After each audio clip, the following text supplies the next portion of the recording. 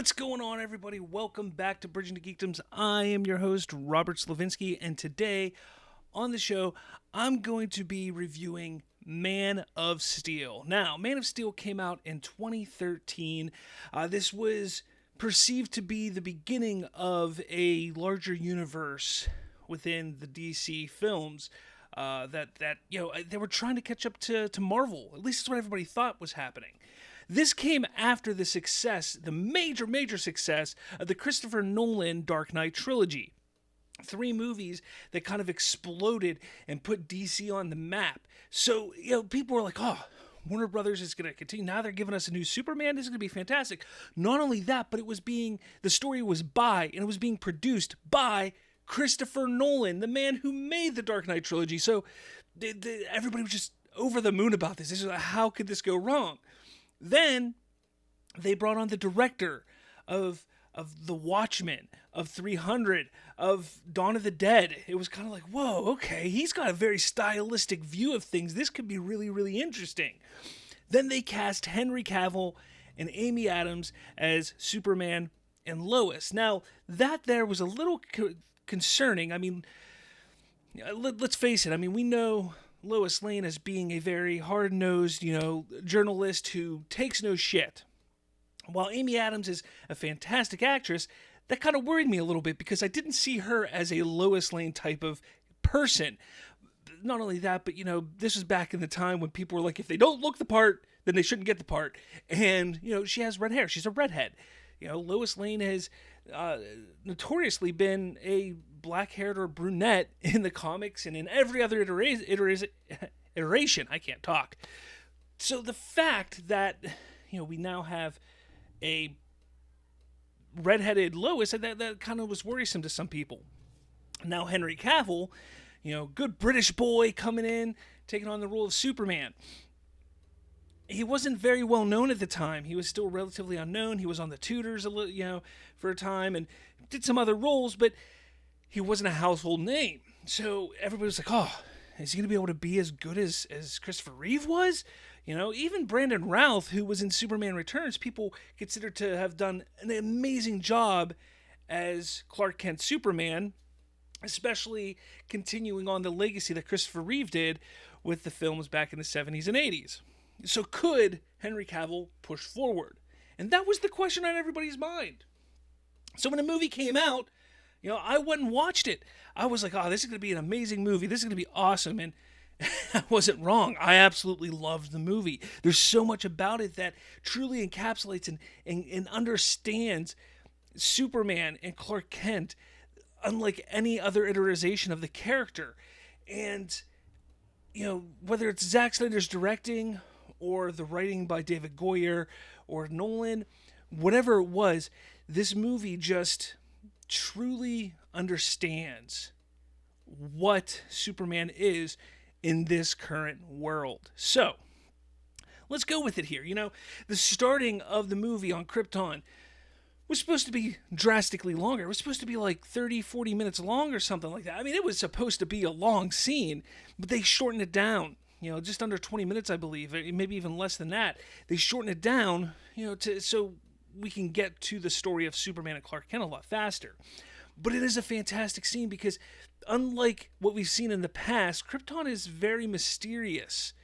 And we never got to see that. So now we're finally getting to see that and see how technically advanced they are. They've always shown the technical advancements that Krypton has, but we've never truly seen the technical advancements that Krypton has. And we're finally getting to see that in this movie. And amazing job in doing that.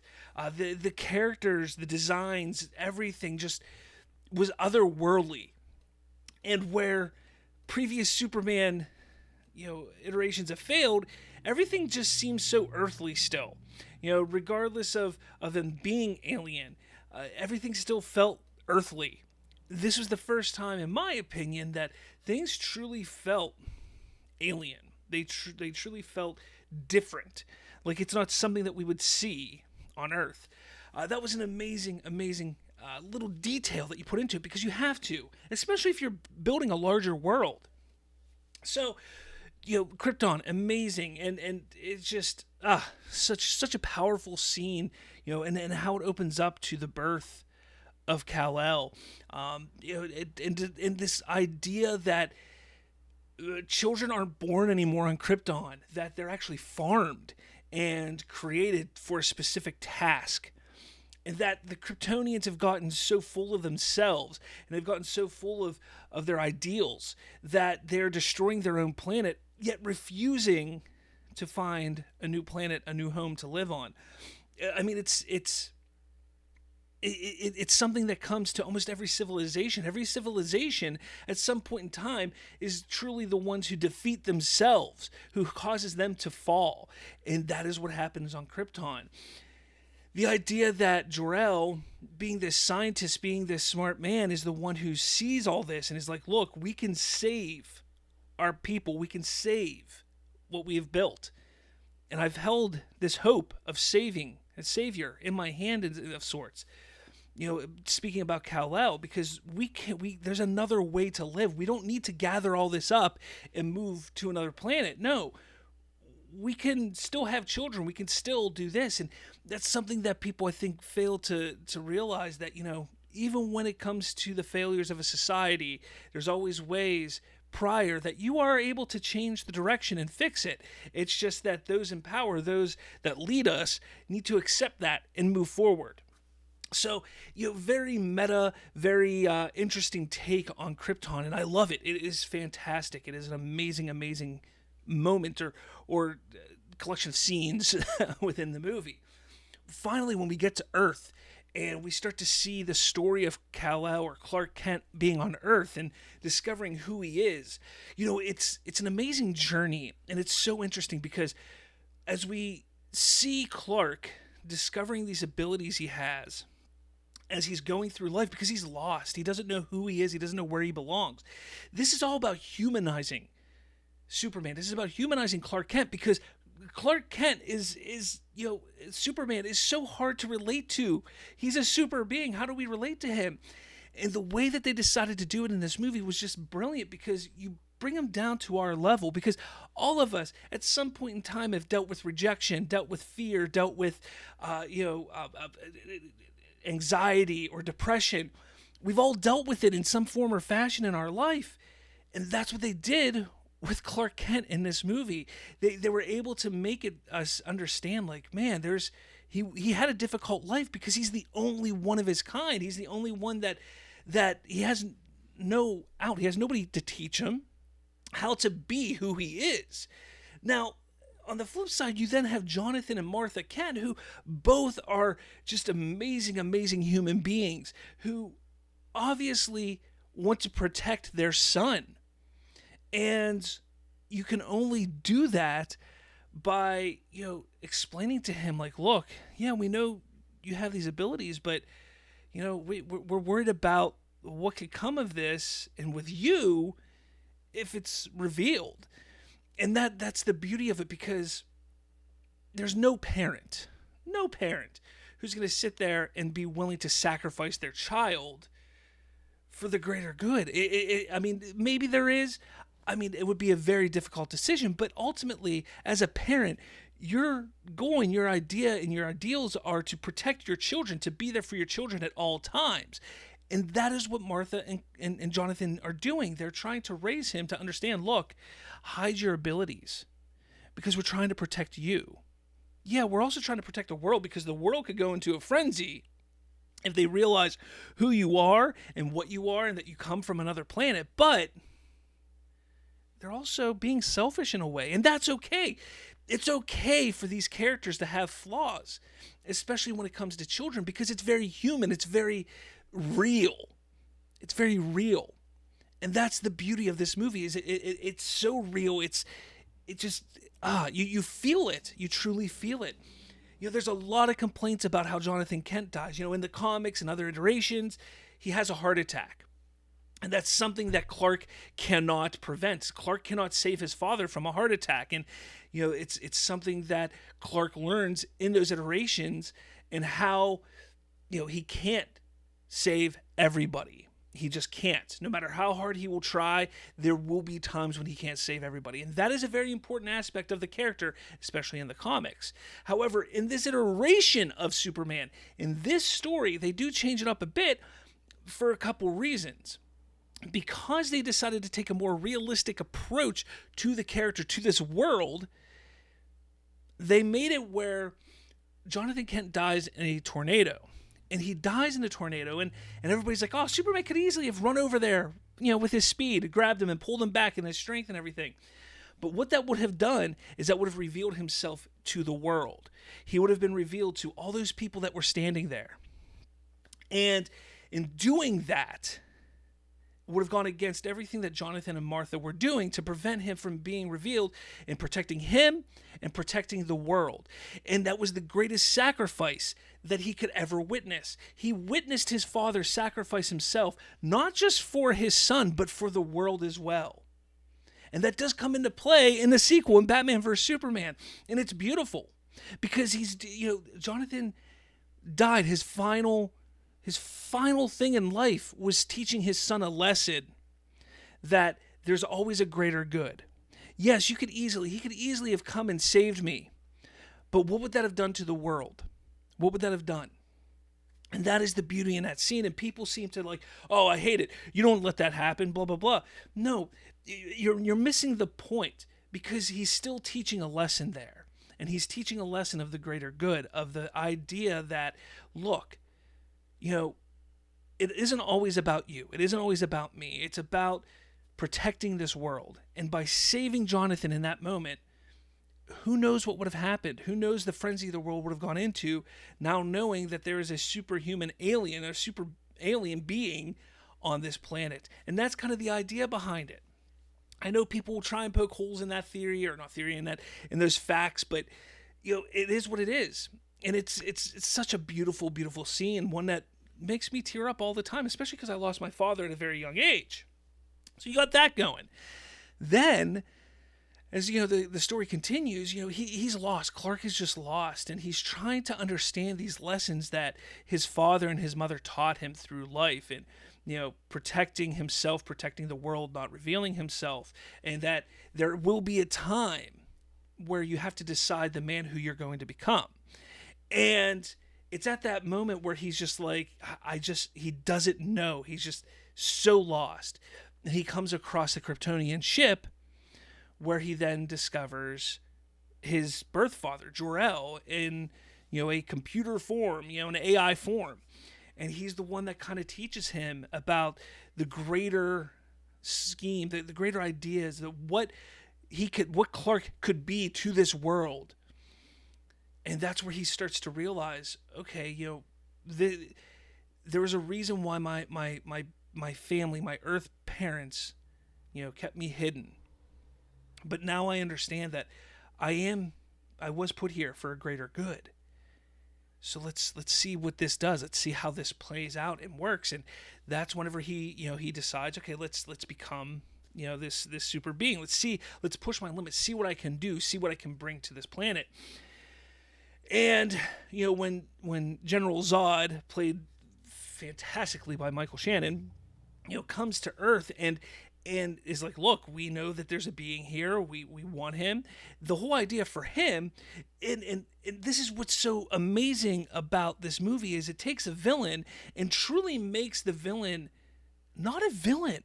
It really isn't. He's trying to save his people, just like Clark is trying to do. Clark is trying to save who he perceives as his people, Earthlings, Earth. He's trying to protect them. That's what General Zod is trying to do. He's trying to bring Krypton back, and everything he does is for the betterment of Krypton. The way he goes about it is not the best way, but he's truly, is he really the villain that everybody, when you think of villains, General Zod, he's got, it makes a lot of sense. It really does. Let's just put it that way. It makes a lot of sense. And yeah, he's a bad guy because of the way he goes about it, but it's not like he's doing it for horrendous reasons. He's not doing it because he wants to be the ruler or he just wants to kill. No, he's doing it to save his people. It's such an amazing concept and idea. So you got that going. So you got all this going on right now when it comes to General Zod. He comes to Earth and he's like, look, I give me him, and I'll leave your planets per se, in peace. You then determine that, or discover that what he's looking for is the way to create more Kryptonians. And in the beginning of the movie, Jor-El, imbues the the cells of the ancestors of the Kryptonians into Clark. So Zod wants to use Clark to make Krypton again and create the population of Kryptonians. And obviously, that's not something Clark is going to want to do. And he discovers, oh man, you're going to destroy my planet. So, obviously he's going to stop him.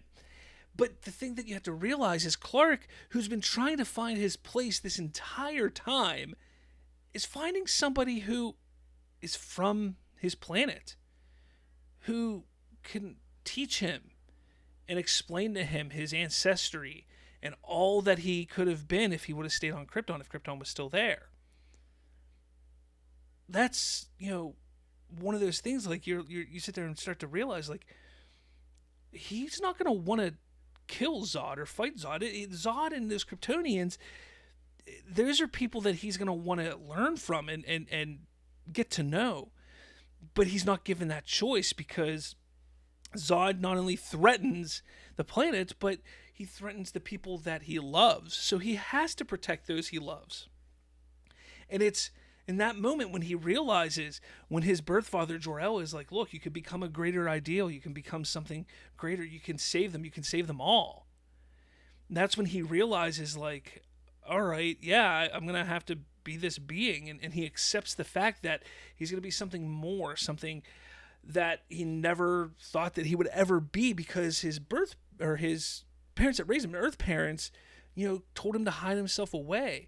But he's now found his purpose. He understands that he's going to be something bigger, something more inspiring. So when he finally realizes that, he takes on Zod, and he gets the upper hand only because he had time to attune his abilities over the course of the last 20 plus years while being on Earth. Where Zod and Feora, they're not able to. They don't have the abilities. They didn't have the time and ability to attune those skills. So as they, move on and they finally find a way, okay, they're going to use the world engine. They're going to start, terraforming the planet. Clark has to go and stop the terraforming to then battle Zod. And again, this is all about him coming into who he is as a person, as a being, and understanding that he is for doing this for a greater good. He goes, destroys the world engine. Then he has to face down Zod. And when he faces down Zod, it's one of those things, you can tell he's hesitant. He's backing off. He doesn't want to fight him because, again, this is his only living connection to Krypton. The only person that could possibly be able to explain to him where he comes from. But Zod, being angry, he allowed his anger to run rampant there. He didn't understand and doesn't realize what Superman is doing, because he's like, look, you are Kryptonian. Everything I do is for Krypton. Why are you not fighting for Krypton? Why are you fighting for this other planet? He just can't grasp that. So they fight. You got to remember, Superman, while he has attuned his skills over the last 20 plus years, he's never been a fighter because he's always had to hold back. So fighting and getting into a battle, this is not something he's used to. And while the city and Metropolis is just getting destroyed, he continuously tries to pull Zod away from the city. He tries to get away from there because he realizes that he needs to save people. He needs to save the people of Metropolis. But the fight just keeps going back there, whether it's from Zod taking him there or just because he doesn't yet understand how to control his abilities in a fight. And, it's destruction, pure destruction that happens there. It's waking up the world. The thing that his parents, Jonathan and Martha, were so afraid of is now happening. They were afraid of how the world would react and what would happen to this world had Clark revealed himself to be this super being. And in this fight, their worst fears are coming true because he is showcasing the worst side of what being Superman and this being is. But as he fights Zod, he gets him to a point where it's like, it's either you kill Zod or you allow Zod to kill Earthlings, human beings, people that he's trying to protect, that Clark has come to the conclusion that he needs to protect. And he goes ahead and stands with Earth and kills Zod. And when he does that, and he realizes that the last surviving member of his heritage, of his ancestry, of his race, whatever you want to call it, he killed. And he drops down and first off, he killed somebody. Secondly, it's the pain of knowing that he is truly alone in this galaxy, and that's in this universe. It's what he's thinking. That's what's going on in his head. He's truly alone. And as Lois comes over and gives him a hug, that's his attachment. We're starting to see his attachment of what can draw him back to being an Earthling and who he is and how he was grown up. It's such a beautiful movie. And Batman vs. Superman, which I'm going to review later on, just continues this story so well. So well. It's crazy to me that people refuse to sit there and realize what this movie truly does and shows when it comes to Superman and how deep it actually is when it comes to a story about a human, not a human, but a man coming to grips with who he is, trying to find himself. It's all beautiful. I love it so much. Let me know what you thought of Man of Steel down in the comments below. Hit that like button, hit subscribe, all that jazz. I want to talk to you about Man of Steel. I'm going to do a Batman vs. Superman Dawn of Justice review here very soon. I'm going to get these all out before Zack Snyder's Justice League comes out. Remember, Zack Snyder's Justice League comes out on HBO Max on March 18th. It's a worldwide release, guys. It's going to be everywhere on March 18th. That is fantastic. Never been done like that before. It's going to be just amazing, amazing, amazing. We get to see the continuation of what started in Man of Steel. So thank you so much for watching. Let me know in the comments what you think, and I will talk to all of you later.